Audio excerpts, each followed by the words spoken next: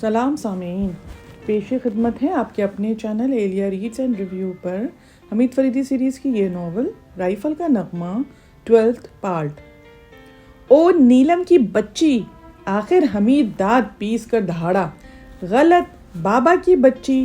نیلم نے سر اٹھائے بغیر جواب دیا۔ وہ ان کاغذات میں الجھی تھی جو اسے فریدی سے ملے تھے، اور یہ وہی پینسل سے لکھے کاغذات تھے جو نگار تھیٹر کے مسخرے کے سامان سے برآمد ہوئے تھے۔ حمید کا خیال تھا کہ نیلم پاگل ہو جائے گی۔ ارے نیلم، تیری شامت آئی ہے کیا؟ اب تک ہر قسم کے بابا شامت ہی بن کر نازل ہوئے ہیں مجھ پر، لہٰذا مجھے اس کی کوئی فکر نہیں ہے۔ اس ویٹر کا کیا بنا تھا جس کا میک اپ کرنے کے بعد میں نے فوراً یہاں اپنا منہ کالا کیا تھا؟ او بابا ڈیئرسٹ، میں کیا بتاؤں، وہ ہوش میں آنے پر کتنا حیران ہوا تھا۔ انکل نے اسے اٹھا کے آئینے کے سامنے کھڑا کر دیا اور وہ اپنی شکل دیکھ کے بھچکا رہ گیا۔ سچ کہہ رہی ہوں، لگتا تھا گونگا ہو گیا تھا۔ پھر انکل ہی کے پہلو میں کھڑے ہو کر انکل بولے، میری داہنی جیب میں پستول ہے اور اس کے نال تمہاری بائیں پسلی سے چبھ رہی ہے۔ تمہیں اسی طرح میرے ساتھ چلنا پڑے گا، اور اگر تم نے ذرہ برابر بھی ادھر ادھر ہٹنے کی کوشش کی، میں بے ذری ٹریگر دبا دوں گا۔ اگر میں تمہیں شارع عام پر گولی مار دوں تو مجھے کوئی ٹوکنے والا نہیں ہوگا۔ ویسے میں نے تم پر احسان کیا ہے کہ تمہارے ہتھکڑیاں لگا کر یہاں سے نہیں لے جا رہا ہوں۔ وہ چپ چاپ پھر انکل کے ساتھ چلنے لگا تھا، بٹ انکل نے مجھے نہیں بتایا کہ وہ اسے کہاں لے کر گئے۔ میں سمجھ گیا۔ کیا سمجھ گئے؟ دورہ پڑا ہے۔ کیسا دورہ؟ سال میں کم سے کم ایک بار پڑتا ہے۔ بابا بتاؤ گے ڈھنگ سے یا میں کوئی اور طریقہ اختیار کروں؟ نیلم جھنجھلائی تھی۔ ارے بھائی سنو، پچھلے سال وہ اسی طرح ایک مزدور کو پکڑ لائے تھے۔ پہلے تو مار مار کے اس کا بھرکس نکال دیا، پھر زبردستی اسے غسل دلوا کر ایک بہترین سا سوٹ پہنوایا، اور پھر ایک بوڑھے کا میک اپ کر کے بیچارہ مزدور حیرت کی زیادتی سے پاگل ہوا جا رہا تھا۔ جب اسے ایک بوڑھے کی شکل میں تبدیل کر چکے تو بڑے پیار سے بولے، بھائی جان۔ بیچارہ وہ دھاڑے مار مار کے رونے لگا۔ آپ نے فرمایا، آپ نے یعنی حمید بتا رہا ہے نیلم کو کہ فریدی نے ایسا کیا۔ خاموش رہو، تم میرے بڑے بھائی ہو۔ یاد کرو تم ہمالیہ کی ترائی میں ریچھوں کا شکار کیا کرتے تھے۔ وہ بیچارہ سر پیٹ کر بولا، سرکار میرا نام جمن ہے، میرے باپ نے کبھی ریچھ کا شکار نہیں کیا۔ آپ نے فرمایا، بکواس بند کرو، تم میرے بڑے بھائی ہو اور تمہارا نام انور جمال فریدی ہے۔ وہ پچھاڑے کھانے لگا اور اپنے مقدر کو کوسنے لگا اور کہنے لگا، آج صبح ہی منگل کی ماں کا منہ دیکھا تھا، ہرراپا ایسی ہی منحوس ہے۔ اس پر آپ نے 2-4 چانٹے رسید کیے اور بولا، گستاخ، ہماری بھاوج محترمہ کی شان میں تو گستاخی کرتا ہے۔ اس پر تو وہ بیچارہ پاگل ہی ہو گیا۔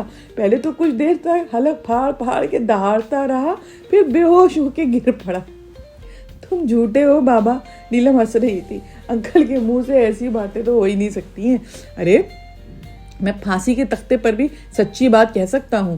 ارے پہلے اپنی تو خیر مناؤ، تم ادھر ادھر بھاگتے پھر رہے ہو۔ انکل کا خیال ہے کہ وہ اب تمہیں اپنی ماتحتی میں نہیں رکھیں گے۔ کہہ رہے تھے کہ تمہیں کسی اور جگہ بھیجیں گے اور مجھے اپنے محکمے میں جگہ دلوائیں گے۔ اچھی بات ہے بھائی، میں جوانی میں بوڑھی بیٹی کا داغ سہ لوں گا، حمید نے کہا تھا۔ انکل کا خیال ہے کہ تم کامچور، بزدل اور نکمے ہوتے جا رہے ہو۔ انکل دی گریٹ کا خیال درست ہے۔ اب میں فارورڈنگ اور کلیئرنگ کے بزنس کروں گا۔ تم بھی دیکھ لو مجھے اس ملازمت سے کیا فائدہ ہوا ہے۔ میرے پاس تو اپنی گاڑی بھی نہیں ہے۔ ارے مگر انکل تمہیں کسی بات سے روکتے ہیں کیا؟ میرا خیال ہے کہ ان کی ساری چیزیں تمہاری ہیں۔ ٹھیک ہے، لیکن وہ مجھے بور کیوں کرتے ہیں؟ کیا بور کرتے ہیں بھائی؟ کیا یہ بوریت نہیں ہے؟ حمید نے کاغذات کی طرف اشارہ کیا تھا۔ ارے ان میں کوئی نہ کوئی خاص بات ہے بابا، میرا دل کہتا ہے۔ اگر مجھ سے کچھ کہے تمہارا دل تو اس کے تھپڑ رسید کر دوں گا میں۔ غنیمت ہے کہ تم سے ہی کہتا ہے۔ نیلم مسکرا دی تھی اور کاغذات کی طرف متوجہ ہو گئی۔ اچھا سناؤ تو، کیا پڑھ رہی تھی؟ سنو بابا، میں بہت اداس ہوں، صبح سے ہوا میں بھاری پن محسوس ہو رہا ہے۔ یہ اداسی میرے رگوں پے میں سیرات کرتی جا رہی ہے۔ پتہ نہیں یہ موسم کا اثر ہے یا رات والے واقعات کی پرچھائیاں میرے روح پر پڑ رہی ہیں۔ رات اس نے میرا دل توڑ دیا۔ کتنی عجیب بات ہے۔ بس بس بس بس، حمید جھنجلا کے چیخا تھا۔ اسی لیے تم ان کاغذات میں کھوئی رہتی ہو؟ ارے لعنت ہے تم پر! ارے اس بکواس میں کیا رکھا ہے؟ سمجھ میں نہیں آتا کہ یہ عشقیہ تحریریں انسان کے کس جذبے کی تسکین کرتی ہیں آخر۔ مجھے تو ہمیشہ ان پر غصہ آتا ہے۔ وہ ابھی کچھ اور بھی کہنا چاہتا تھا، اسی وقت فریدی اندر داخل ہوا۔ اس کے جسم پہ شب خوابی کا لباس تھا، مگر اس کی آنکھوں سے معلوم نہیں ہوتا تھا کہ وہ سو کر اٹھا ہے۔ نیلم رپورٹ، اس نے نیلم کی طرف دیکھ کر کہا، اور حمید کی طرف تو توجہ ہی نہیں دی۔ یس انکل پلیز، پچھلی رات میں نے ان کا تعاقب کیا تھا سام کریگ کے مکان تک۔ مکان کی پشت پر آخر کی طرف ایک چھوٹی سی عمارت اور بھی ہے، لیکن اس کے گرد کافی اونچی جھاڑیاں ہیں اور بادیوں نظر میں یہ نہیں معلوم ہوتا کہ وہ کوئی عمارت ہوگی، کیونکہ اس کی چھت ان جھاڑیوں سے بھی نیچی ہے۔ لیکن وہ ایک چھوٹی سی عمارت ہے جس کا رقبہ کم از کم 80 مربع گز ضرور ہوگا۔ بہرحال وہ لوگ اسی عمارت میں گئے تھے۔ میرا تو دل چاہ رہا تھا کہ میں اندر جا کے تو دیکھوں۔ ان کی تعداد کیا تھی نیلم؟ 8 تھے۔ جب کار میں بیٹھے تھے تو ان کے چہرے پہ نقابیں نہیں تھیں۔ اندھیرے میں تم نے نقابیں کیسے دیکھی تھی؟ اس عمارت کی کھڑکیوں سے روشنی باہر آ رہی تھی۔ عمارت میں روشنی پہلے سے تھی؟ میرا خیال ہے پہلے سے تھی، اور وہاں کوئی تھا بھی۔ ہیری تھا کیا؟ جی ہاں۔ تم کب تک ٹھہری تھی وہاں پر؟ ان کے واپس آتے ہی میں نے پھر تعاقب شروع کیا اور جوا خانے تک آئی تھی۔ اور وہ کتنی دیر اندر رہے تھے؟ 1.5 گھنٹے تک۔ واپسی پہ ان کی تعداد کیا تھی؟ وہی 8 تھی۔ ان میں سے کوئی رہائشی عمارت کی طرف بھی گیا تھا کیا؟ جی نہیں، کوئی بھی نہیں۔ تمہیں یقین ہے؟ جی ہاں، مجھے یقین ہے۔ میں ایسی جگہ پہ کھڑی تھی جہاں سے ایک بلی پر بھی نظر رکھ سکتی تھی۔ گڈ نیلم، تم بہت اچھی جا رہی ہو۔ اگر اس عمارت کے متعلق تم نے اور کیا معلوم کیا؟ اور تو کچھ بھی نہیں بابا، اور تو کچھ بھی نہیں انکل۔ وہ عمارت سام کریگ نے کرائے پہ دے رکھی تھی۔ تم نے دراصل اس عمارت کے پچھلے ایک حصے کو دیکھا تھا۔ وہ یقیناً اونچی جھاڑیوں میں چھپا ہوا ہے، لیکن یہ مت سمجھنا کہ وہ جھاڑیاں اس عمارت کو چھپانے کے لیے لگائی گئی ہوں گی۔ پھر سنو، تمہیں چاہیے تھا کہ آج جا کے اس عمارت کے متعلق معلومات حاصل کرتی۔ مجھے اس عمارت کے متعلق معلومات حاصل کرنے کی فکر تھی، لیکن آپ نے ہدایت نہیں دی تھی۔ اوہو، اس سے کیا فرق پڑتا ہے نیلم؟ بہرحال آئندہ خیال رکھنا، تم میں اتنی خود اعتمادی ہونی ہی چاہیے۔ ٹھیک ہے، میں خیال رکھوں گی۔ اس عمارت کا جو مین پھاٹک ہے وہ سڑک کی طرف ہے، اور اس پر ایک سائن بورڈ لگا ہے جس سے اندازہ ہوتا ہے کہ وہ مرمت طلب موٹر سائیکلوں کا کارخانہ ہے۔